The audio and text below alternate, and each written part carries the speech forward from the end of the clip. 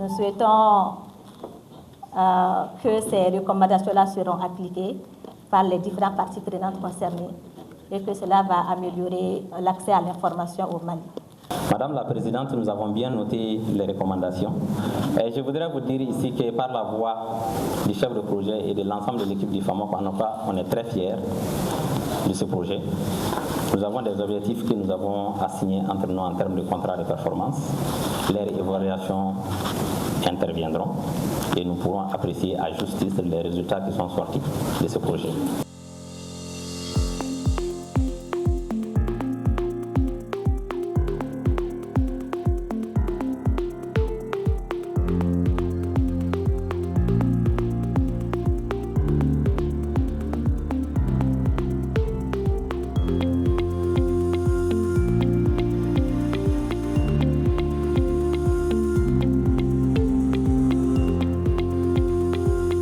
Alors, le projet citoyen 2.0 s'inscrit dans un contexte très sensible ici au Mali, avec la prolifération des fausses informations et aussi l'utilisation anarchique des plateformes numériques.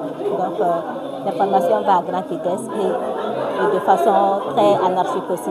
Donc, il était vraiment essentiel que les hommes des médias, les acteurs de la société civile soient vraiment formés et sensibilisés sur leurs droits et leurs devoirs en matière de diffusion de l'information, mais aussi en matière de protection des données personnelles.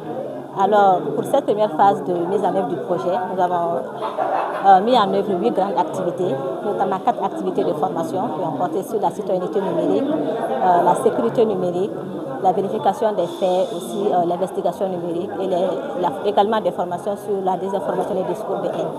Nous avons également développé une application mobile qui vient renforcer tous ces acquis-là et permettre aux citoyens de signaler les incidents et également de participer à la vie citoyenne.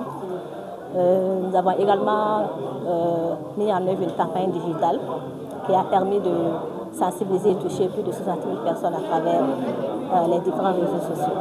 Donc, le projet a duré 12 mois. Donc, les cibles de ce projet, c'était vraiment les médias, en premier lieu, après les jeunes et les femmes, les organisations de la société civile, et indirectement qui touchent la population malienne en général. L'appel à candidature lancé le 16 août 2024 nous a permis de recevoir 854 dossiers.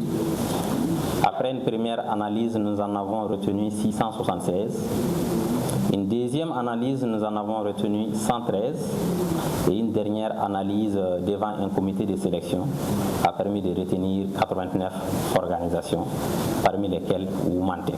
Je vous prie de les appeler. Pour nous, la réussite d'un projet ne se mesure pas uniquement au nombre d'activités réalisées, des personnes formées ou des outils produits. Ces éléments sont importants, mais ils ne constituent pas l'intégralité du projet. Ce n'est qu'une partie de l'histoire. La question fondamentale est celle du changement.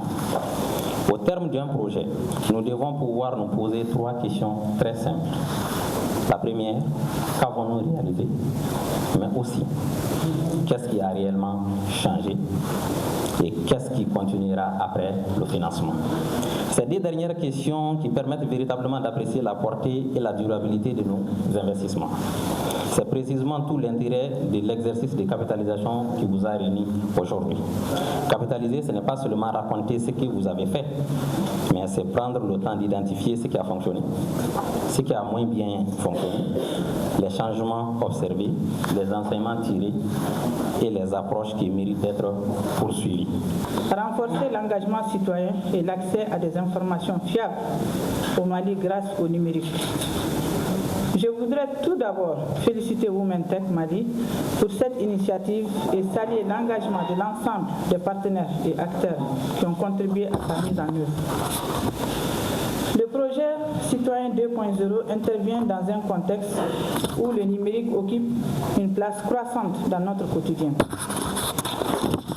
Il est aujourd'hui un espace privilégié pour s'informer, communiquer, s'exprimer et participer à la vie de la société.